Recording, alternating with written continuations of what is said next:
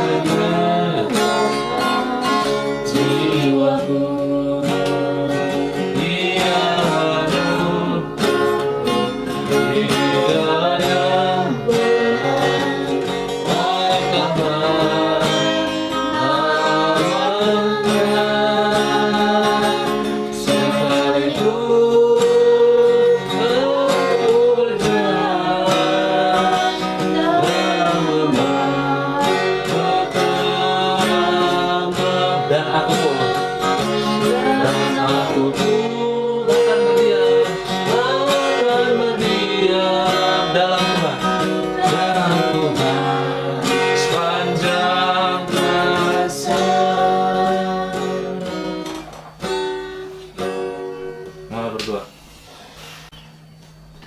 Bapa yang baik, kami bersyukur pagi hari ini kami boleh berkumpul bersama-sama untuk memuji dan mendengarkan sebagian daripada firman-Mu.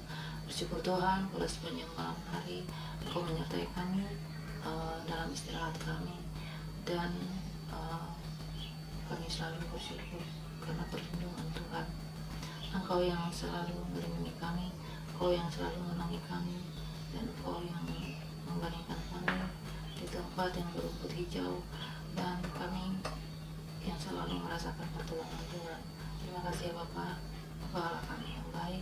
Berfirmanlah pada pagi hari ini kepada kami, kami siap untuk mendengarkannya, dan biarlah kami boleh mengerti firman Tuhan. Kami dengan pertolongan Roh Kudus kami boleh sanggup untuk melakukannya di dalam kehidupan kami. Ampuni kami segala dosa kami, supaya kami layak di hadapan-Mu. Hanya di dalam nama Tuhan Yesus kami berdoa. Amin. Amin. Oke, baca kita dari Markus 6 ayat 6b sampai 13. Yesus mengutus ke-12 rasul. Lalu Yesus berjalan keliling dari desa ke desa sambil mengajar.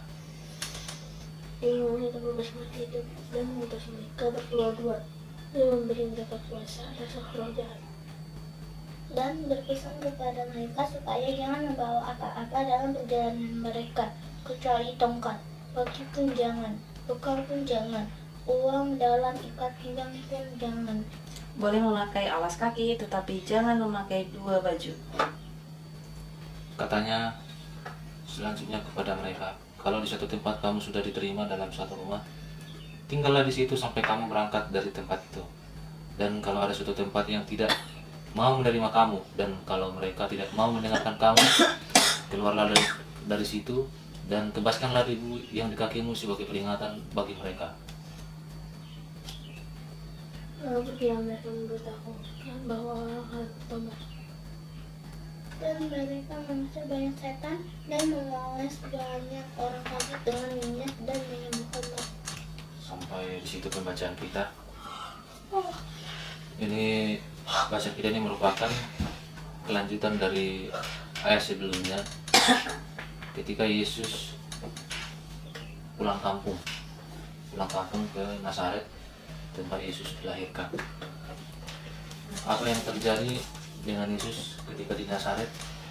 Yesus mengalami penolakan oleh saudara-saudaranya dan ibunya, dan juga penolakan oleh orang-orang sekampungnya, karena mereka kecewa dengan Tuhan Yesus. Tuhan Yesus dianggap menghujat Tuhan karena menyamakan dirinya dengan Tuhan. Dia memberitahu warga sekampungnya bahwa dialah juru selamat itu, bahwa dialah pembebas yang dijanjikan itu. Karena Tuhan Yesus membacakan Kitab Yesaya yang berkata, Roh Tuhan ada padaku, firman Tuhan hari ini digenapi, gitu ya. Kemudian Tuhan Yesus berjalan keliling dari desa ke desa sambil mengajar.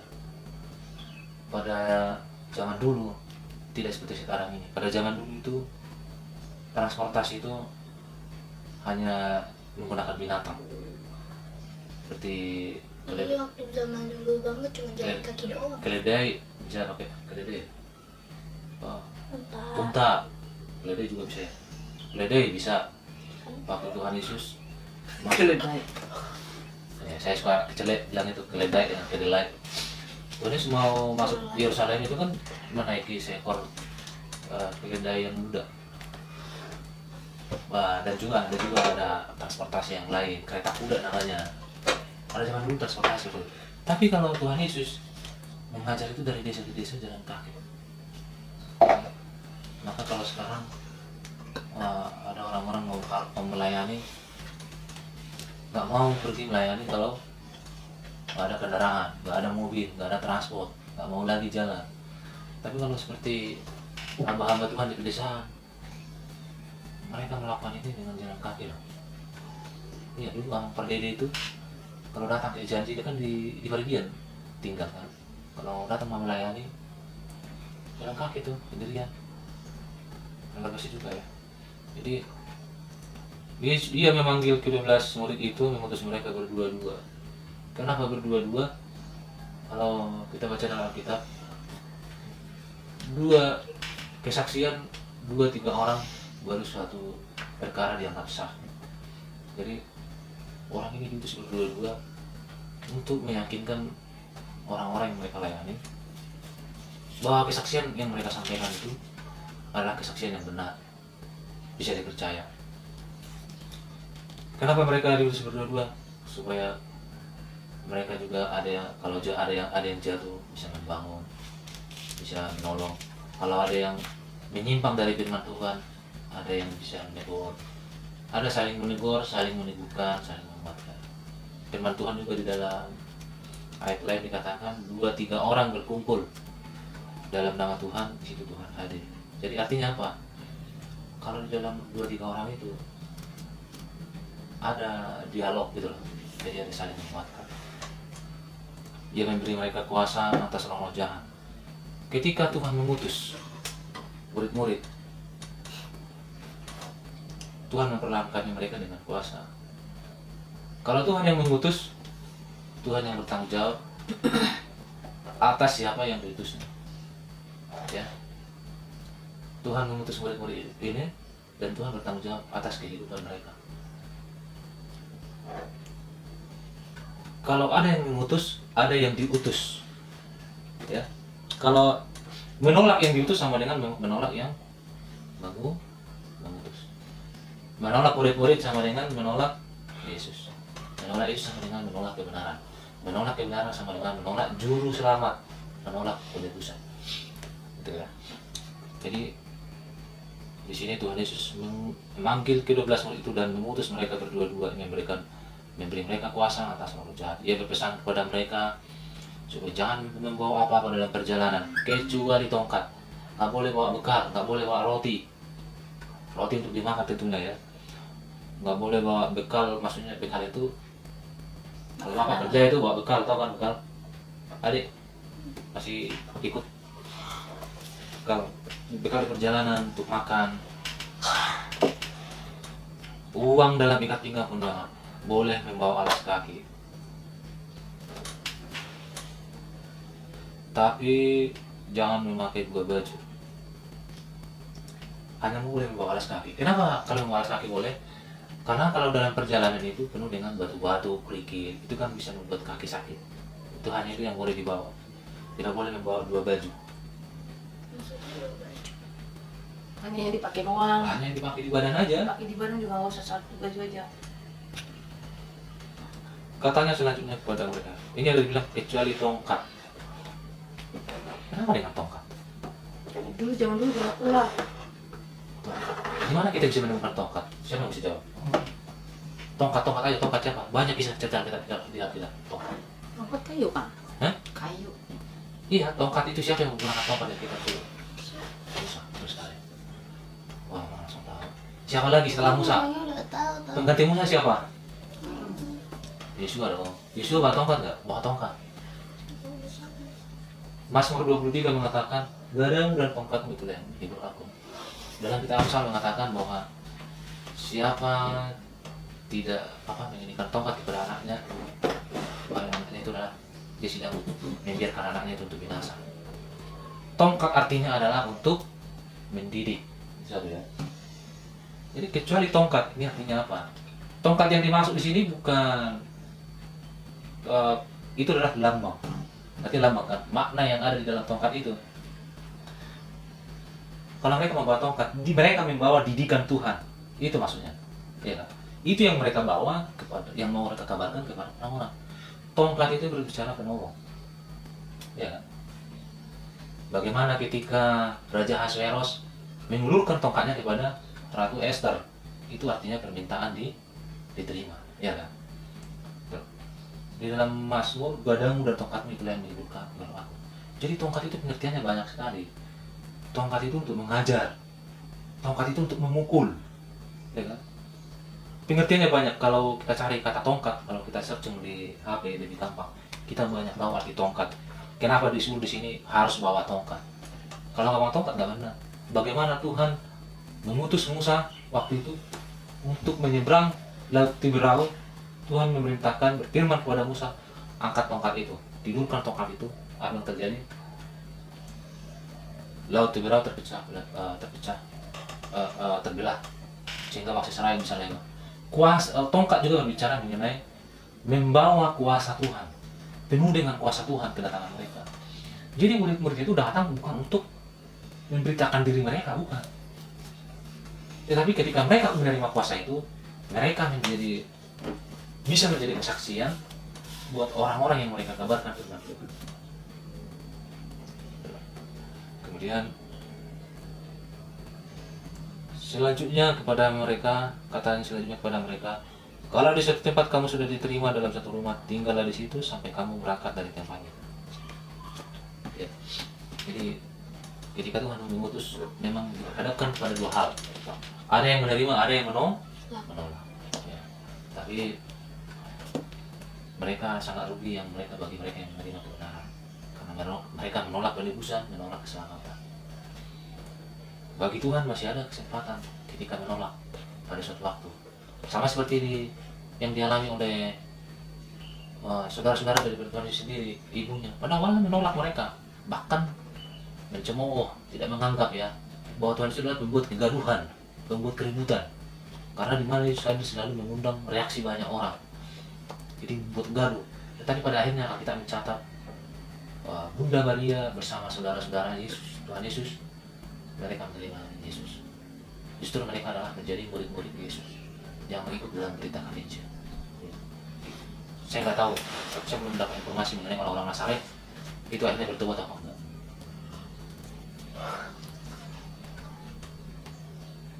Tetapi dan kalau satu tempat yang tidak mau menerima kamu, dan kalau mereka tidak mau mendengarkan kamu, keluarlah dari situ dan kebaskanlah dirimu di kakimu sebagai peringatan bagi mereka.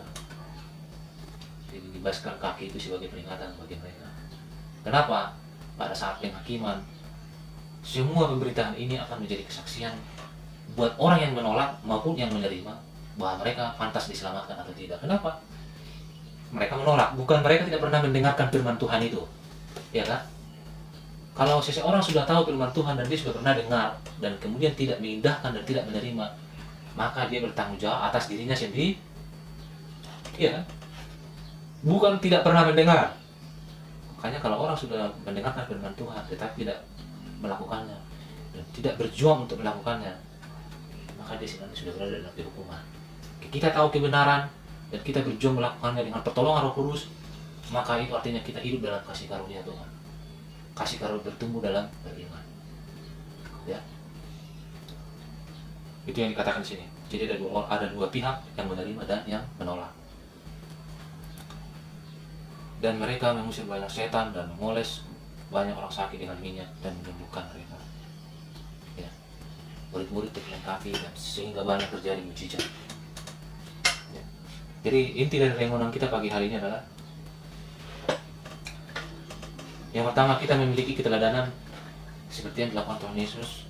Bagaimana dengan kesederhanaan Tuhan Yesus melayani ya, berjalan dari desa ke desa. Sang Juru Selamat melakukan itu karena mengasihi manusia. Yang kedua,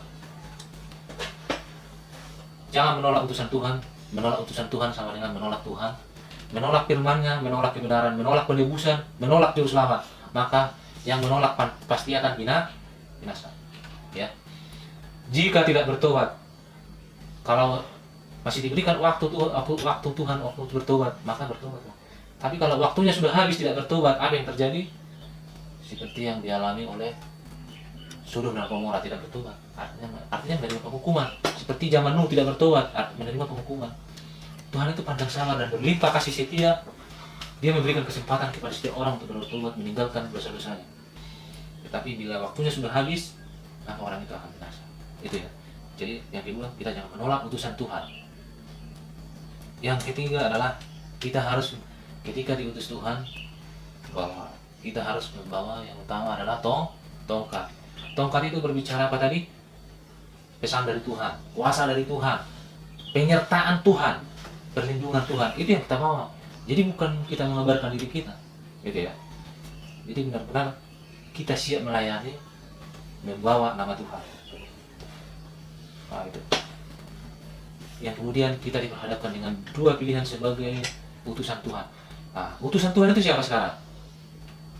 Siapa utusan Tuhan di sini sekarang? Dan apa? Adik? Kita semua. Kita murid-murid gak? Kita murid-murid ya. Jadi firman Tuhan ini sekarang kepada murid-murid kepada kita ini. Semua Alkitab ini ditulis adalah kepada kita sekarang, bukan kepada orang-orang masa lalu. Mereka sudah selesai. Alkitab ini ditulis gunanya buat kita yang hidup sekarang. Kita adalah murid-murid. Bahkan dikatakan di dalam ayat lain, kita ini bukan hanya murid-murid. Dalam kitab Yohanes dikatakan, kalau engkau melakukan segala sesuatu yang kuperintahkan kepadamu, maka engkau adalah anakku laki-laki dan anak-anakku perempuan. Dalam ayat lain juga dikatakan, aku tidak menyebut engkau lagi hamba, tetapi aku menyebut engkau segala sahabat. Karena hamba tidak tahu apa yang aku tuannya, tetapi sahabat memberitahukan segala sesuatu kepada sahabat. Itu ya. Itu kok hawanya beda.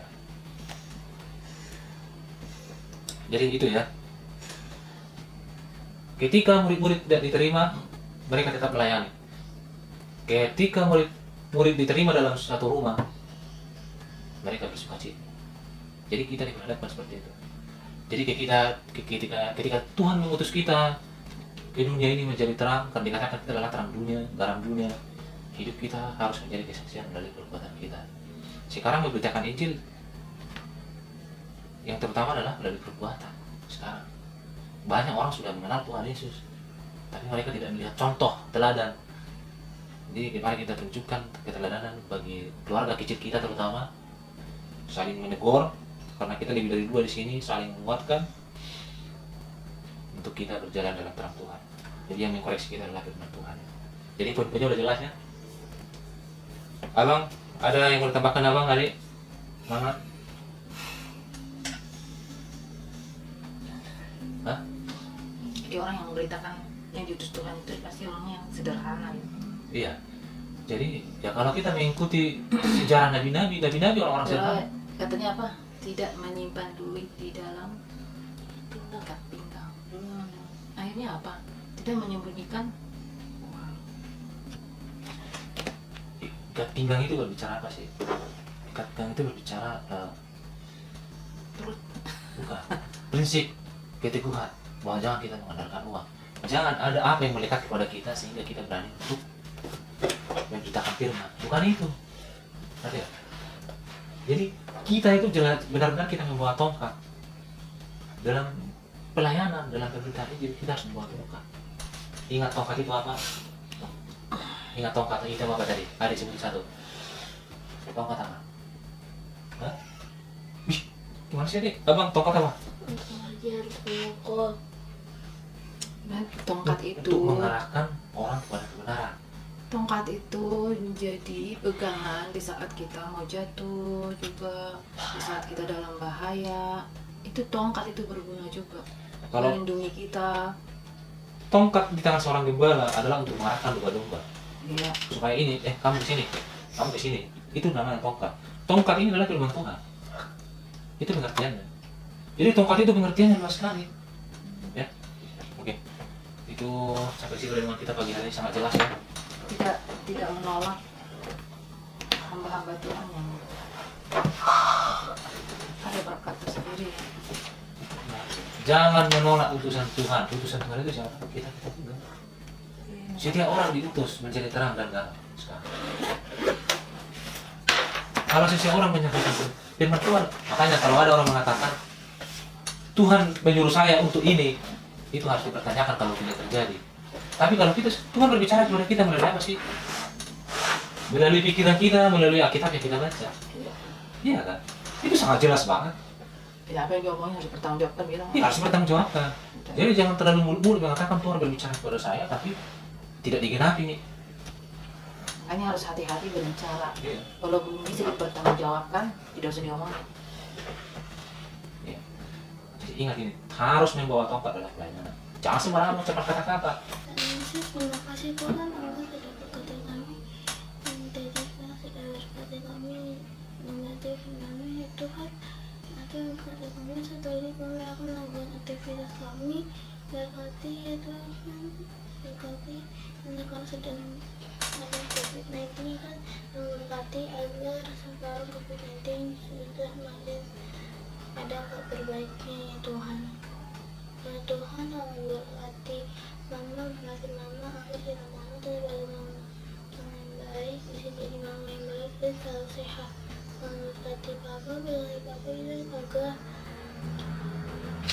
agar aku jadi mama juga bisa yang baik, mama selalu sehat dan berinya tidak waktu.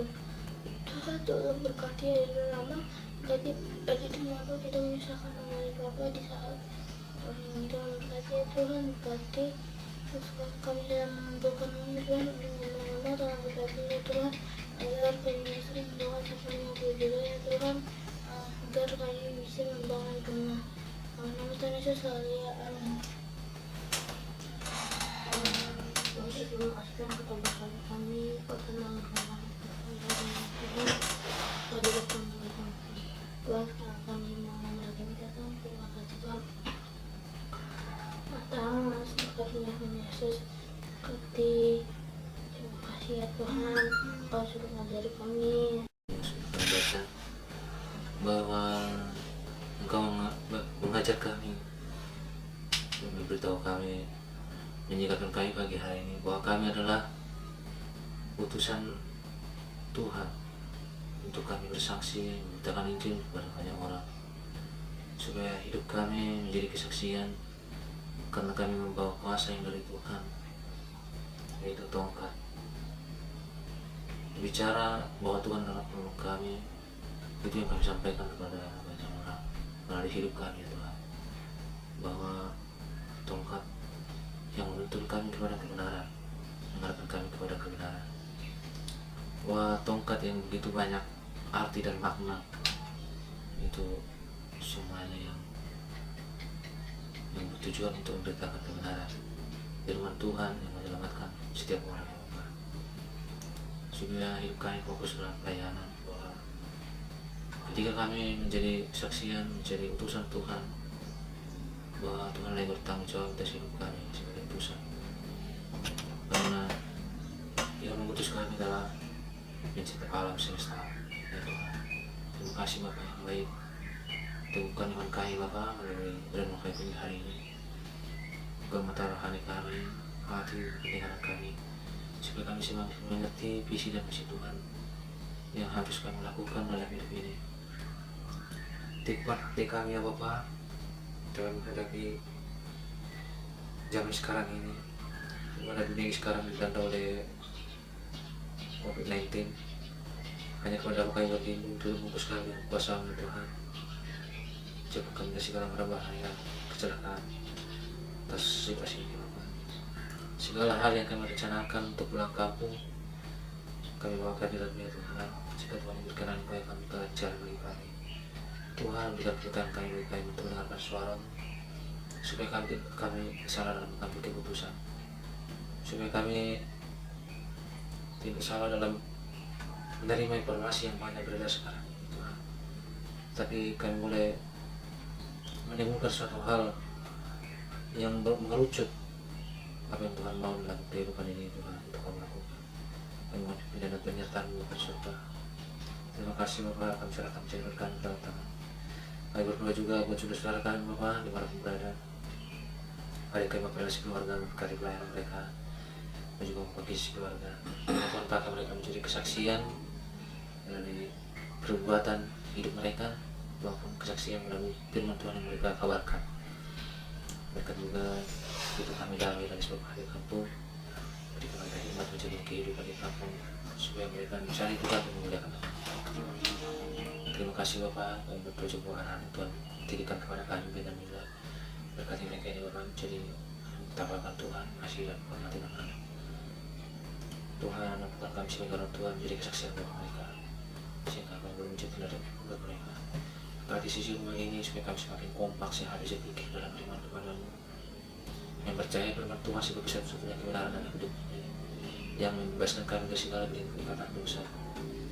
Terima kasih Bapa di surga, ampuni kami segala dosa kami melalui hati pikiran kami, baharulah hidup kami ya Tuhan hari demi hari, sehingga pada saat nanti Tuhan menemukan kami beriman dan kami pantas untuk diselamatkan. Terima kasih Bapa di surga, puji-pujilah nama-Mu, buat permohonan kami ini kepada Bapa di surga, di nama Tuhan Yesus Kristus, Penebus dan Juru Selamat kami. Amin. Oke teman-teman, sampai di sini renungan kita pagi hari ini.